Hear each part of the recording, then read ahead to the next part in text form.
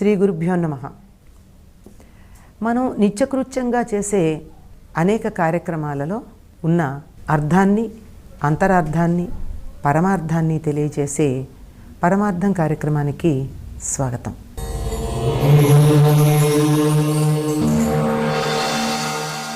సాధారణంగా ఎవరైనా ఆస్తికులు అంటే భగవంతుడి మీద నమ్మకం ఉన్నటువంటి వాళ్ళు తప్పనిసరిగా దేవుడి పటం దగ్గర ఉంటే విగ్రహం దగ్గర ఏది చేసినా చేయకపోయినా ఒక్క అగరువత్తి వెలిగించటం మనం ఈ రోజుల్లో చూస్తున్నాం. ఎందుకు అగరొత్తిని వెలిగించాలి అంటే మంచి వాసన వస్తుంది అని అర్థం చెప్తున్నారు. మంచి వాసన వస్తే కాస్త సెంటో స్ప్రేనో పొయ్యొచ్చు కదా, కాదు.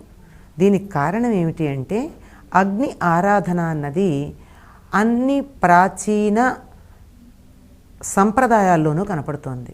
ఒక్క భారతదేశంలోనే కాదు, ప్రపంచంలో ఉన్న అన్ని ప్రాచీన సంప్రదాయాల్లోనూ అగ్ని ఆరాధన అన్నది ప్రధానమైనటువంటి అంశంగా కనపడుతోంది. అంటే అగ్నిని పూజించటం. ఎందుకు అగ్నిని పూజిస్తారు అంటే దేవతలందరూ అగ్నిముఖులు అని మన మహర్షులు చెప్పారు. అంటే మనం ఏదైనా దేవతలకు ఇవ్వాలి అంటే అగ్నిలో వేస్తే వాళ్ళకి చేరుతుందట.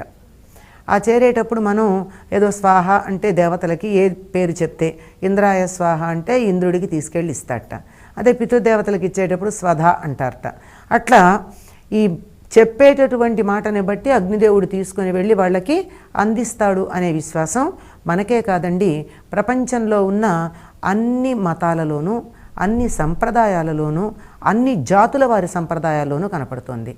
అలా అగ్నిలో గనక ఏదైనా వస్తువు వేస్తే ఏం జరుగుతుంది అంటే అది తన స్థూల రూపాన్ని కోల్పోయి సూక్ష్మతర సూక్ష్మతమ రూపాలుగా మారుతుంది.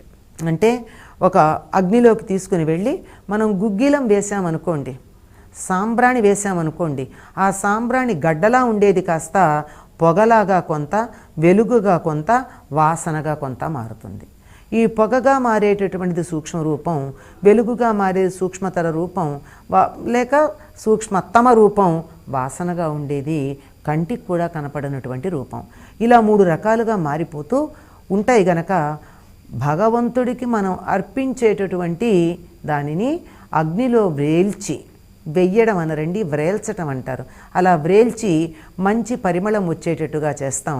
పరిమళం దేనికి అంటే వాతావరణంలో సానుకూలత వస్తుంది.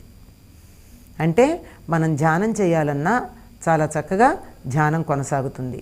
ఇంకే పని చేయాలన్నా ఆహ్లాదంగా ఉంటుంది.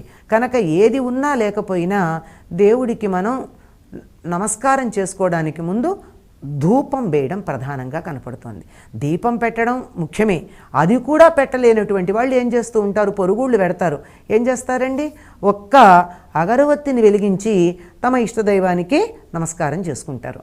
అంటే అతి ప్రధానంగా కనపడేటటువంటిది పంచోపచార పూజ. అంటే 64 ఉపచారాలు కాకపోయినా, 16 ఉపచారాలు అందరూ చేసేవి కాకపోయినా, కనీసం 5 ఉపచారాలు దైవానికి చేస్తే చాలు అని చెప్పే అతి తక్కువగా చెప్పే ఉపచారాల్లో ధూపం మొట్టమొదటిదిగా కనపడుతుంది. కనుక ధూపం వేయడం అన్నది భగవంతుడికి వేస్తున్నాం అనుకున్నా దాంట్లో మనకి జరిగేటటువంటి మేలు ఎంత ఉందో మనమే గమనించాలి. ఇది ప్రపంచవ్యాప్తంగా అన్ని జాతుల వారు అనుసరించేటటువంటి పద్ధతి.